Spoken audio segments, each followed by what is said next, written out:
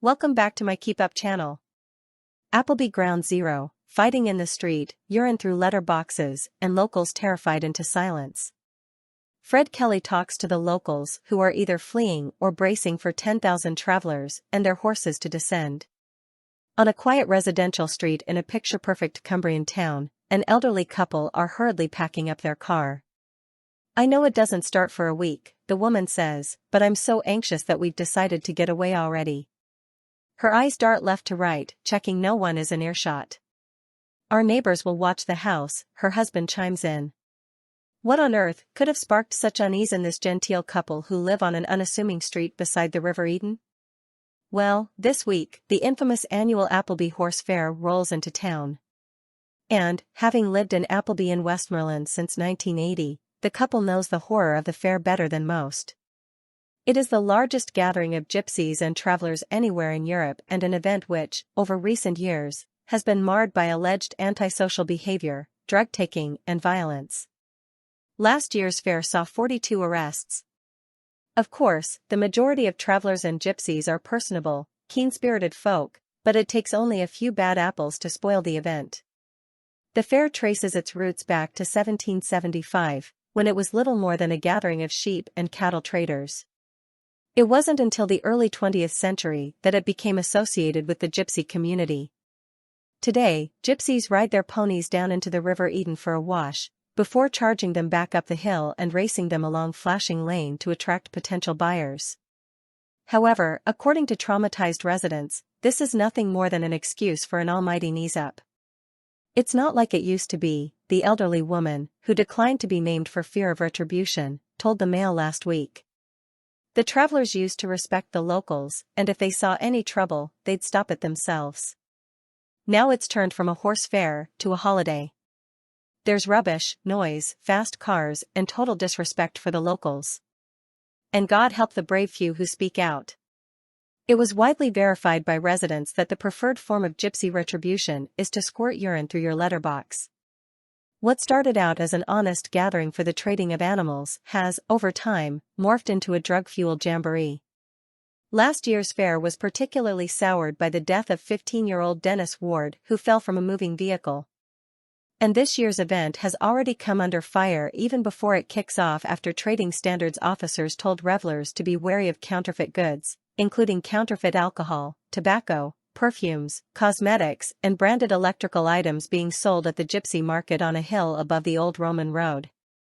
So, with just a few days to go before this year's fair begins on Thursday, just how is Appleby's 3,000-strong population preparing for an influx of 10,000 gypsies and 30,000 other visitors, with more than 1,000 caravans and hundreds of horse-drawn sulkies, two-wheeled carts, and wagons?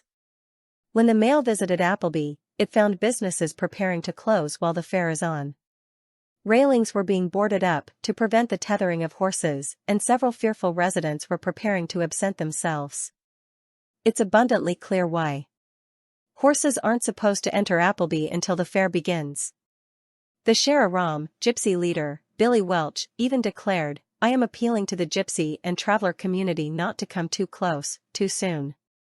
Yet by last Wednesday morning, the historic town center was already heaving with dozens of horses and sulkies, which had made the journey from places as far as Maidstone in Kent, more than 300 miles away. Cars were at a standstill as police tried in vain to move the gypsies on. Locals watched from a distance with knowing stares. It had begun. Peter Metcalf lives with his wife Leslie in a charming cul-de-sac in North Appleby. He is also secretary of the town's thriving bowls club and boasts a mean -5 handicap. "If I had it my way, there wouldn't be a fair at all," he says over a brew, having just led his team to victory on the lawn. Those who visit have no respect for people's property. Last year, gypsies walked a horse straight into the crown and cushion. No wonder all the pubs are shutting this year. Unlike previous years, when Mr. Metcalf had to deploy a rota of members to guard the Bulls Club lawn, this year he thankfully has no such worries. The police have rented out the clubhouse to provide catering for the assembled emergency services. It's the best private security in town. But Mr. Metcalf hasn't always been so lucky. Back in 2000, he was working as a volunteer fireman during the fair when a call came in about a blaze at a gypsy encampment. This is not uncommon as the gypsies often dig up and burn the wooden stakes planted in the ground by the council to prevent caravans driving onto private land. When Mr. Metcalfe's crew arrived, they were attacked by gypsies who ransacked the fire truck before urinating down the windshield. It was a terrifying altercation, he says. Violence has since become part and parcel of the fair. Just last year, there was a riot up on Battle Barrow, says Mr. Metcalfe. A fight between gypsy families threatened to spill over and the police had to form a line at the bottom of the road to protect the town. 85-year-old Dave Sampson was formerly deputy head of the grammar school. Decades ago he found the fair rather pleasant, the Irish were always good for a natter, he recalls with a smile. But today, it's just folk from Liverpool and Manchester, not the old Romany families. These days, we avoid Appleby during the fair. Dave's friend, 91-year-old Mark Sisson, chimes in, they're not gypsies now, just riffraff. Mr. Sisson was born in Appleby and lived here all his life except for a spell in Penrith, 12 miles away. As I walk away, he says defiantly, the fair should be stopped. But what of businesses, many of which can't afford to shut during the busiest week of the year? Tris Wilson runs a traditional sweet shop in the heart of Appleby. Among the jars of gobstoppers and bonbons, the 71-year-old admits that some of the people who come for the fair are a nuisance. However, the week does bring vital custom and Mr. Wilson will be keeping half of the premises open to capitalize on the roaring trade. He used to own a pub and found the biggest problem during the fair was drugs. He even resorted to spraying WD-40 on the toilet seats to prevent people from snorting cocaine in his facilities. Meanwhile, Ashley has lived in the town for 2 decades and manages the greengrocers. During the fair, he'll be shutting early at midday, not just because he's afraid of trouble inside the shop, but also because he's got to make deliveries to elderly customers too scared to enter town during the melee. Ashley is a strong, middle-aged man, but even he admits, I don't feel safe most of the time. This week, a couple of gypsies threw beer glasses at his shop. Don't worry, he assures me, there'll be armed police here next week. Across the road, 45-year-old Julie works at the bakery. This week, she'll have to walk the long way home to avoid a potential confrontation with an intimidating mob on horseback. It's hectic, and it's getting rougher, she concedes. But not everyone in Appleby is dreading the fair. Valerie Kendall, 87, is more philosophical, lots of residents hightail it out of here, she says as she potters around her charming former almshouse. But, you know what, I don't mind it.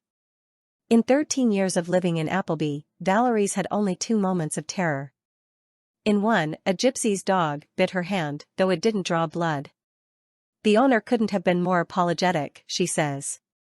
Then a few years later, a horse shied suddenly in the town and she was forced to jump for cover in someone's front garden. But Valerie laughs at that incident now, you've just got to keep your wits about you, she says.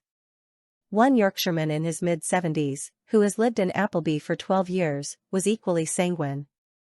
The worst thing about the fair in his opinion is the risk of the horse dung turning to slurry in wet weather. Otherwise, it's usually very peaceful, he says. They tend to keep any fighting between themselves and outside the town. And for all the traffic upheaval caused by the sulkies, there is another side to the event. During the day, hordes of excited children pose for pictures with the horses, their owners happy to oblige.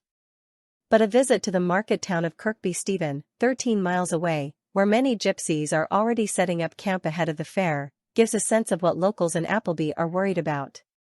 When the mail passed through, we found surrounding roads peppered with caravans and up to 50 horses and ponies tied up on the verge.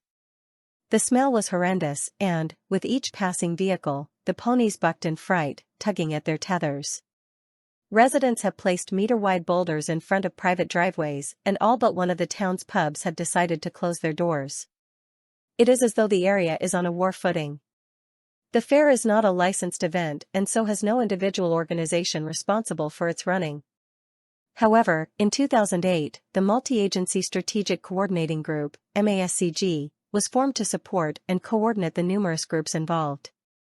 MASG is chaired by Westmoreland and Furness Council and includes representatives from the Gypsy community as well as Cumbria Constabulary, the RSPCA and the Environment Agency. A spokesman for MASCG said the event does have cultural and economic benefits, but admitted that the influx of such large numbers of people into the town presents its own challenges. That's an understatement. Cumbria Constabulary is tasked with keeping the peace. The force says the fair marks its biggest policing operation of the year and stresses that safety is the top priority. However, it refuses to reveal how many officers will be deployed. Whatever the case, the police are already busy. A few weeks ago, 2 men were arrested and a number of stolen caravans recovered at an illegal gypsy camp outside Appleby. Pressure on Cumbria police escalated last month when local MP Simon Furness questioned whether the force was suitably prepared, not only for the Appleby Fair but a concurrent event, a gathering of thousands of motorcyclists in memory of the late TV chef, Harry biker Dave Myers, who died in February. Police said they expect the latter event to be positive and good-natured. One can only assume they don't anticipate the same from the horse fair. 9 animal welfare charities, including the RSPCA and the Red Wings Horse Sanctuary, have also banded together to form the Appleby Horse Fair Welfare Project. The group will provide a veterinary station as well as handing out awards to horses that appear in best health, as a means of incentivizing the gypsy community to care for their animals. Leanne Plumtree, of Red Wings, says, "The majority of horses at Appleby Horse Fair are well cared for by experienced and knowledgeable horse people." However, she stresses, anyone with any concerns about an animal at the fair should approach an RSPCA or police officer. Animal welfare is clearly a major problem at the fair. One pony tied up outside the Hare and Hounds pub in the heart of Appleby last week was left in the beating sun for over 2 hours, strapped to a sulky and without water. Vanessa, not her real name, caught me watching the pitiful creature and shared this horrific tale. "A few years ago, we saw one horse being ridden up and down all day in the heat," she said, her voice trembling. "It was exhausted. Then, at the end of the day, it was tied to a post and left to die." A short distance from the pub, at the top of the main road, stands a 17th-century monument engraved with the words, "Retain your loyalty. Preserve your rights." When it comes to the Appleby Horse Fair, it is clear that the rights of local people are readily dispensable. With the fair just days away, those who haven't left are waiting with bated breath for this quintessentially English town to turn into the Wild West once more. Source: dailymail.co.uk. Please like, share, and subscribe. Thank you for watching.